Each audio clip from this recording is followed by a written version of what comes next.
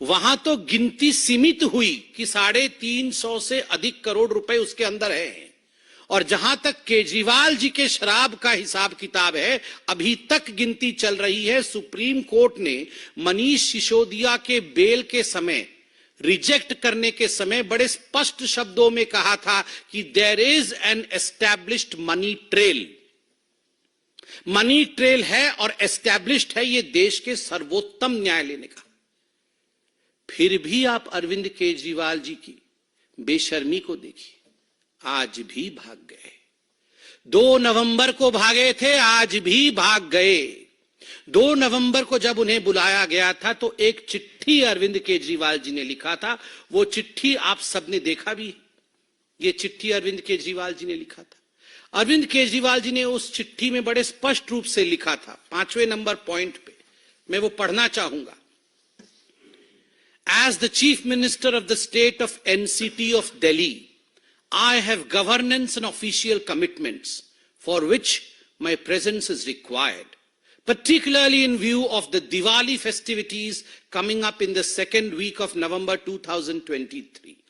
उनका कहना था, उनका मानना था कि चूंकि मैं एक पद पर हूं, मैं एक मुख्यमंत्री हूं, मेरी कुछ जिम्मेदारी है, मुझे वो जिम्मेदारी निभानी है और इस कारण से दिल्ली में रहना मेरे लिए अनिवार्य है। साथ में एक और पॉइंट भी लिखा था और मैं वो पॉइंट पढ़ूंगा नहीं, लंबा पॉइंट है, मगर उन्होंने कहा था कि मिजोरम, मध्य प्रदेश, छत्तीसगढ़, राजस्थान और तेलंगाना में चुनाव चल रहे हैं और मैं स्टार प्रचारक हूं, तो मुझे तुरंत जाके वहां पर आम आदमी पार्टी को जिताना है। 205 सीटें शायद लड़ी थी और जमानत जब्त सब सीटों में हुई ना। हाँ, कुछ 0.5% वोट ऐसा मिला है, 1% वोट भी नहीं मिला है। इन 5 राज्यों में आम आदमी पार्टी के स्टार प्रचारक, शराब घोटाले के किंगपिन, सरगना अरविंद केजरीवाल जी के प्रचार के बावजूद 0.5% या 0.7% वोट मिला है और उस कारण से वो ईडी के सामने 2 नवंबर को प्रस्तुत नहीं हुए।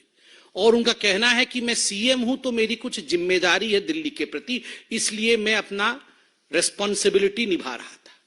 अरविंद केजरीवाल जी ने आज भी एक चिट्ठी लिखी है, ये आज की चिट्ठी है, जब उन्हें ईडी ने फिर से पूछताछ के लिए शराब घोटाले, जिसके किंग पिन है अरविंद केजरीवाल, जिसके मास्टरमाइंड है अरविंद केजरीवाल, करोड़ों करोड़ रुपए का गबन किया है अरविंद केजरीवाल जी ने, मोटा माल कमाया है अरविंद केजरीवाल जी ने, जब इस विषय में पूछताछ करने के लिए बुलाया गया तो एक चिट्ठी लिखी है अरविंद केजरीवाल जी ने। पहला पॉइंट है, on the eve of my departure for Vipassana meditation centre, which has been widely publicized and largely circulated all over the media in the country as well as officially announced.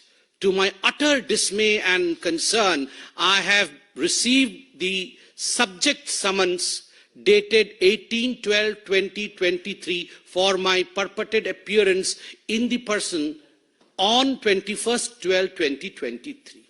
मतलब वो विपासना के लिए जा रहे हैं, इसलिए ईडी की इतनी हिम्मत कि आप मुझे पूछताछ के लिए बुला ले। वाह अरविंद केजरीवाल जी, आप कभी चुनाव के लिए जाएंगे, आप कभी दिवाली मनाएंगे, आज आप विपासना के लिए जाएंगे और इस कारण से आप गवर्नेंस में भाग नहीं लेंगे और आप अपनी रेस्पॉन्सिबिलिटी से भाग नहीं लेंगे, रेस्पॉन्सिबिलिटी से भागेंगे। Arvind and accountability will never travel together. A for Arvind, A for accountability। और अरविंद और अकाउंटेबिलिटी कभी भी एक साथ नहीं चल सकते। केजरीवाल एंड कर्तव्य विल नेवर ट्रैवल टुगेदर। कभी भी अपने कर्तव्य का वहन करना एक जनप्रतिनिधि का कर्तव्य है कि यदि उसने घोटाला किया है और देश की सेंट्रल एजेंसी उसे बुलाती है तो उसे वहां जाना पड़ेगा, प्रश्नों का उत्तर देना पड़ेगा। मैं एक बात स्पष्ट कर दूं, यहां विपासना के पीछे छुपने की कोशिश अरविंद केजरीवाल कर रहे हैं। कुशासना और विपासना साथ साथ कभी नहीं चल सकता है। यदि आपने कुशासना किया है तो बाद में जेलासना होगा ही होगा। ये जेल आसन के बारे में हम नहीं बता रहे हैं अरविंद केजरीवाल जी, आप ही के 2 मंत्री सौरभ भारद्वाज और अतिशी मरलीना जी ने बड़े स्पष्ट रूप से प्रेस कॉन्फ्रेंस करके कहा कि हमें पता है अरविंद केजरीवाल जी की गिरफ्तारी हो, ओवर कॉन्फिडेंट गिरफ्तारी होगी, जरूर होगी, और एक रेफरेंडम भी कराया कि अगर गिरफ्तारी हो जाएगी तो क्या तिहाड़ से सत्ता चलाया जाएगा या नहीं।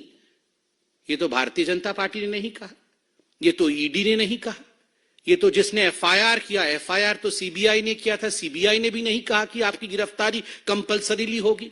आप लोगों ने प्रेस कॉन्फ्रेंस करके कहा, कॉन्फिडेंटली कहा अवश्य गिरफ्तारी होगी। तो आज हम कहना चाहते हैं आप अगर इतने कॉन्फिडेंट है कि गिरफ्तारी होगी, कुशासन करके विपासना करने जा रहे हैं, कुशासना एंड विपासना, चिंता मत करिए केजरीवाल जी, जेल में इन सारे आसनों की व्यवस्था है, विपासना जेल में भी कराया जाता है। भ्रष्ट मानसिकता दूर हो, क्रिमिनल माइंडसेट समाप्त हो, इसके लिए जेल में भारत के प्रबंधन है विपासना करने का। चूंकि आप कॉन्फिडेंट है कि आप जेल जाएंगे तो वहां भी विपासना कर सकते हैं, इसमें कोई कोताही नहीं बरती जाएगी। मैं बताता हूं क्यों वो ईडी के सामने नहीं जा रहे हैं। मनीष सिसोदिया जी का तो आपने देखा ही है, क्योंकि अभी केजरीवाल जी को लग रहा है कि गियो तो गियो, मनीष तो गियो, सत्येंद्र जैन भी गियो, और तो और संजय जी भी गियो। सबसे इसलिए उपाय यही है कि भागियो भागियो भागियो, क्योंकि अगर वो भी जाएंगे तो गियो, कोई बच नहीं रहा है। आप सोच के देखिए अरविंद केजरीवाल जी के सामने मनीष सिसोदिया जी का क्या हश्र हुआ है। सूली पे लटकाया अरविंद केजरीवाल जी ने मनीष सिसोदिया जी के हस्ताक्षर करवा करके। वो जानते थे गड़बड़ घोटाला हो रहा है, उनको लग रहा था वो सीएम विदाउट अकाउंटेबिलिटी रहेंगे, उनके हस्ताक्षर कहीं करेंगे नहीं, तो मनीष सिसोदिया अकेले ही सूली पे लटकेंगे। सत्येंद्र जैन भी गियो, मनीष सिसोदिया भी गियो, संजय जी भी गियो, इसलिए ये भागियो, किसी भी कीमत पे मुझे भाग जाना है, मगर कब तक भागियो, कित्थे कित्थे भागियो, कहां कहां भागोगे, कितना होशियार बन के होशियारपुर भागोगे, कहीं भी भागोगे याद रखिए केजरीवाल जी, कानून के हाथ लंबे होते हैं, बहुत लंबे होते हैं। आपने घोटाले किए हैं, आपको पकड़ा जाएगा। मुझे बड़ा आश्चर्य होता है, ये केजरीवाल जी की जो चिट्ठी थी पिछली बारी वाली, उस समय तो हमारे पत्रकार बंधुओं ने भी बहुत ही शिद्दत से हमसे पूछा था कि नहीं वो आज मध्य प्रदेश में जा रहे हैं, उनकी वहां रोड शो है तो अच्छा परफॉर्मेंस करेंगे। नोटा से भी खोटा निकला है उनका परफॉर्मेंस, नोटा से भी खोटा वो परफॉर्मेंस रहा है पांचों राज्यों में आम आदमी पार्टी का। इसलिए ये बहाने देके भागने का काम अरविंद केजरीवाल और आम आदमी पार्टी छोड़ दे। सत्ता शराब इंडी अलायंस का मौसम खराब, सत्ता शराब इंडी अलायंस का मौसम खराब, तभी इधर उधर भाग रहे हैं आली जनाब। वो सब जानते हैं कि जो सत्ता की चाहत में शराब की घोटाला किया था उन्होंने, और जो इंडी अलायंस के सहारे सत्ता में प्रधानमंत्री बनने के सपने केजरीवाल जी देख रहे थे, अब वो सारा मौसम बिगड़ गया है। इस कारण से इधर उधर भाग रहे हैं। सत्ता शराब इंडी अलायंस का मौसम खराब, तभी इधर उधर भाग रहे हैं आली जनाब। ये तो था एक फेविकॉल का जोड़ शराब का और अरविंद केजरीवाल जी की भागने की कहानी। मगर बड़े दुख के साथ मुझे कहना पड़ रहा है कि जो अभी मार्च चल रहा है तथाकथित इंडी अलायंस के सदस्यों का, घमंडिया अलायंस के सदस्यों का, vice president of India Jagdeep Dhankhar ji के साथ जिस प्रकार का व्यवहार किया गया है, जिस प्रकार से सार्वजनिक रूप से एक संवैधानिक उच्च पद पर प्रतिष्ठित व्यक्ति का अभद्रामी पूर्वक अपमान किया गया है, this is not just a political issue, ये केवल एक राजनीतिक विषय नहीं है। भारत जैसे देश में यह एक संवेदनशील इशू है, इमोशनल इशू भी है। मेरे पिताजी भी उम्रदराज है। आज मैं अपने पिताजी को देखता हूं तो कभी कभी मुझे भी लगता है कि थोड़े से वो भी झुक गए, कंधा उनका झुक गया है। क्या कोई बेटा अपने पिताजी के झुके कंधों का मजाक उड़ा सकता है? क्या भारत ने कभी यह सिखाया है? आप सब अपने गिरेबान में झांक के अपने माता पिता को देखिए। किसी के पिता 60 साल के हैं, किसी के पिता 70 साल के हैं। हो सकता है रीढ़ की हड्डी थोड़ी झुक गई हो सकता है कंधे थोड़े झुक गए हो सकता है वो थोड़े बीमार हो, मगर क्या हम अपने माता पिता का मजाक बना सकते हैं? संसद की उन सीढ़ियों पर, वो मंदिर की सीढ़ियां हैं, वो हिंदुस्तान की सभ्यता की सीढ़ियां हैं, उन सीढ़ियों में उकेरा गया है हिंदुस्तान की कहानी। उन सीढ़ियों पर कोई आम व्यक्ति नहीं, उन सीढ़ियों पर जनता द्वारा चुने गए संवैधानिक पदों पर बैठे हुए सांसदों द्वारा जब वाइस प्रेसिडेंट ऑफ इंडिया के साथ, भारत के उपराष्ट्रपति के साथ बॉडी शेमिंग किया जाता है, तो याद रखिए ये केवल वाइस प्रेसिडेंट ऑफ इंडिया, उपराष्ट्रपति भारत की बॉडी शेमिंग नहीं हो रही है, उन तमाम बुजुर्गों की बॉडी शेमिंग हो रही है जो हम अपने घरों में देखते हैं। और एक बात मैं स्पष्ट रूप से बता दूं और कान खोल के सुन ले,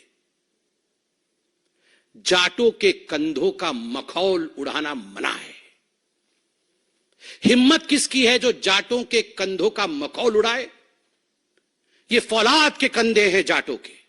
जब जब मां भारती की आवश्यकता रही है, जब जब मां भारती की सुरक्षा की आवश्यकता रही है, हमारे जाट भाइयों ने फौलाद के कंधों के साथ सीना तान करके हिंदुस्तान के लिए वो खड़े रहे हैं। इसलिए आगाह करते हैं, जाटों के कंधों का मजाक कोई ना उड़ाए। ये कंधे मां भारती के कंधे हैं और जाटों की रीढ़ की हड्डी कभी झुक नहीं सकती।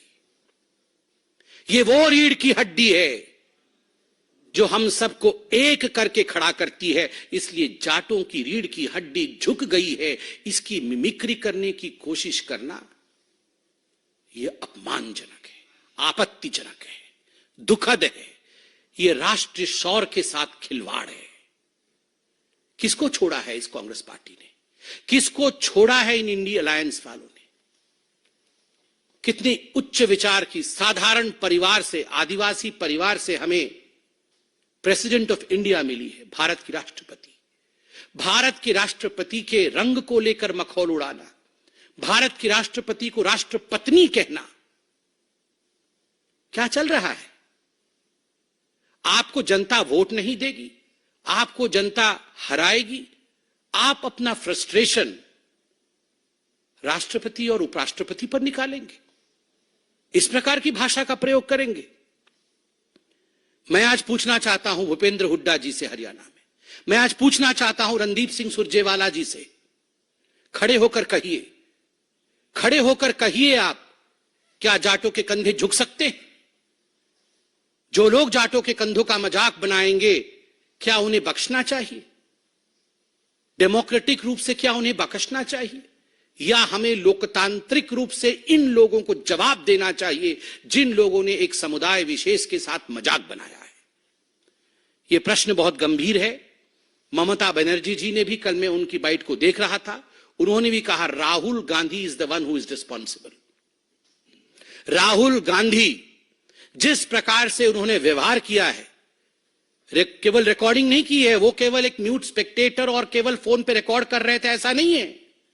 उन्होंने इंटरैक्ट भी किया है और कहा भी है उंगली उठाकर कि I am a Lok Sabha member. It was a theatrics which was planned. यह एक पूरा का पूरा विषय ऐसा था जो प्लान्ड तरीके से, सुनियोजित तरीके से एक समुदाय और खास करके एक कॉन्स्टिट्यूशनल पोस्ट पे बैठे व्यक्ति को नीचा दिखाने का प्रयोग किया गया है। यह प्रयोग कभी भी सफल नहीं होगा। हिंदुस्तान की जनता सभ्यता और संस्कार में विश्वास रखती है। जवाब लोकतांत्रिक तरीके से हिंदुस्तान की जनता देगी। धन्यवाद।